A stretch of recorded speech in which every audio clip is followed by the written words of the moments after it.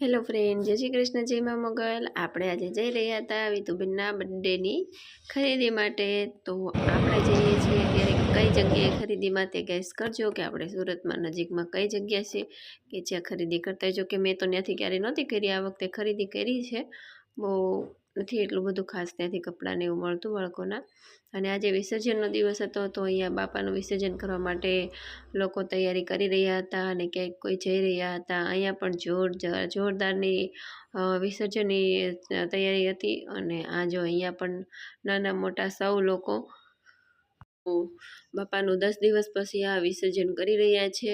અહીંયા પણ જો આ લોકો પણ વિસર્જનથી આવી રહ્યા છે। અને એક વાત એ છે કે આપણે લોકો 10 દિવસ બાપાને હોશે ઘરે રાખીએ છીએ, પૂજા કરીએ, સેવા કરીએ છીએ, અને 10મા દિવસે આપણે બાપાનું જે વિસર્જન કરવા જઈએ ને એમાં લોકો બહુ ખાસ કરીને ધ્યાન રાખો અને બાપાને વ્યવસ્થિત રીતે વિસર્જન કરો।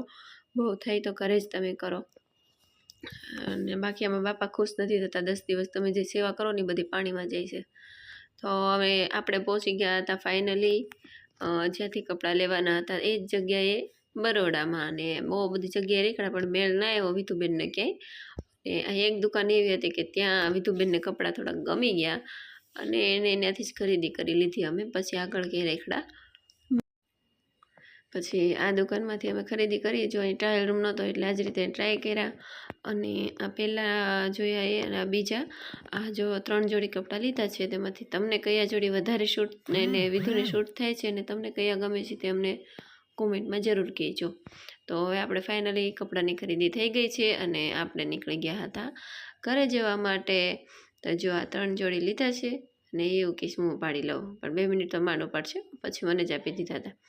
અહીંયાથી આપણે એની ખરીદી કરી અને ઘરે આવવા માટે નીકળી ગયા હતા। તો આજે જો કે વિસર્જન હતું એટલે ટ્રાફિક પણ બહુ હતું રસ્તા ઉપર।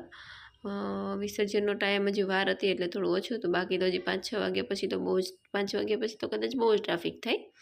એટલે આપણે ત્યાર પહેલાં તો આપણે ઘરે પહોંચી ગયા હતા ખરીદી કરીને।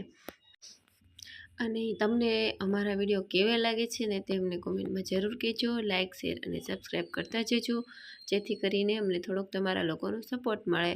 તો આગળ બ્લોગમાં કન્ટિન્યુ રહેજો વિધુબેન જે કપડાં લીધા એ ટ્રાય કરે ને એ જોવા માટે। તો હવે આપણે અહીંયા પહોંચી ગયા હતા અને અહીંયા પણ જોઈએ કે આપણે બાપાના વિસર્જનના દર્શન કરી લીધા। બાપા જઈ રહ્યા હતા અને લોકો પણ બહુ બધા હતા।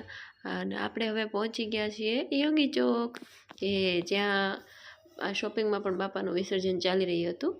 અને અહીંયાથી આપણે ઘરે જઈ રહ્યા છીએ। આપણે ઘર પાસે હવે સાવ નજીક પહોંચી ગયા છીએ।